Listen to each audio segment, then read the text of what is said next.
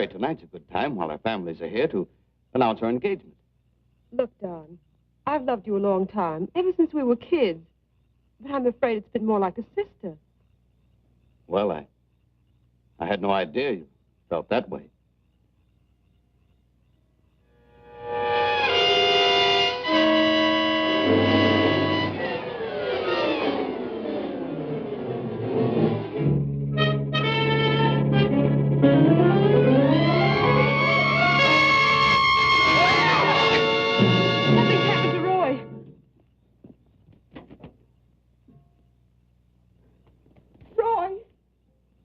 I better call Dr. Carruthers. Oh, please, hurry. There's nothing I can do. You mean he's dead? Yes, I better call the coroner. You think it's murder? I don't know. I never saw anything like it before. The jugular vein is severed.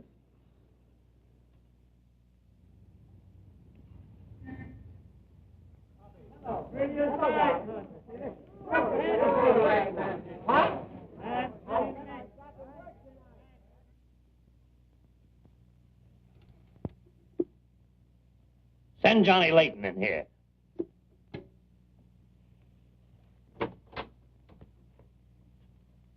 Well, what have I done now? Who wants me fired this time? Nobody yet, but it's still early. This came in from Heathville. It's a mystery killing. Old Martin Heath's son. Who's Martin Heath? Who's Martin Heath? Say, have you ever had a date with a girl? A girl? Oh, yes, a girl. I believe I did take a girl out once. Well, did she smell sweet? Of course she smells sweet. Most girls do. Well, that's because of Martin Heath Cosmetics Limited. They make all that goo that the women put on their faces so they won't have to wash them with soap and water. I get it. A big man, huh? Yes, and a big advertising account. Grab yourself a photographer and get along over there to Heathville. The coroner's holding an inquest. Find out who really killed old man Heath's son. Okay, McGinty, I'm on my way.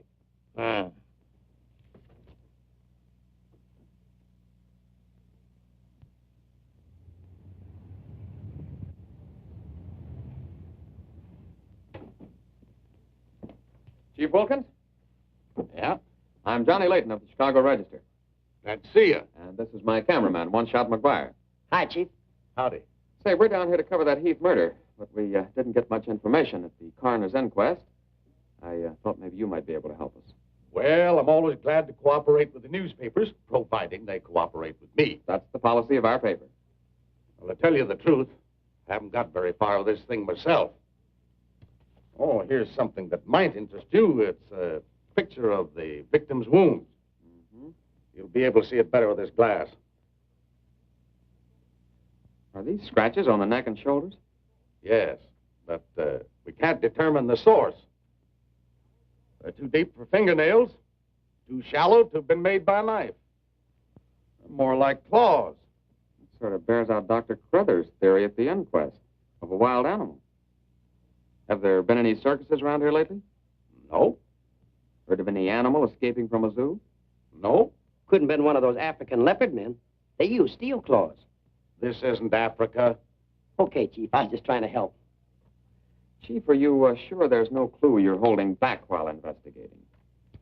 Well, since you're going to work with me on this case, there is a clue. And a very weird one. The autopsy surgeon says that such wounds could have been made by the beak and talons of a bird. A bird? Why, there aren't any birds around here big enough to attack a man. How about an eagle? We know it wasn't a bird. How do you know that? Because we found several hairs on the shoulder of Heath's coat. Ah, cherchez la femme. They're not human hairs. What kind are they? Well, it may sound silly, but the laboratory test shows that they were from a mouse. Well, who ever heard of a mouse big enough to kill a man? Say, a bat has hair like a mouse. Well, the only bats around here are no bigger than sparrows. There was a peculiar odor about the wounds, but they were so faint and elusive that the police chemists have been unable to identify it. Then it does give us something to work on. Well, the scent was a clue. It's been destroyed by evaporation. Say, Chief, do you mind if I do a little sleuthing around on my own account? Certainly not. Go ahead. If I can help you any, why... You can. Miss Heath seems to be the nearest to an eyewitness of the crime. I'd like to have a talk with her. Can you arrange it? I think I can. Well, Dr. Crothers refused to let her speak to us. We tried that this morning at the inquest. Well, don't you worry about Dr. Carruthers. He's one of the finest men in Heathville. He just thought you'd add to Mary's grief so you could get sensational newspaper stories. I'll arrange an interview. Thanks, Chief. I'll keep in touch with you. All right. 48J.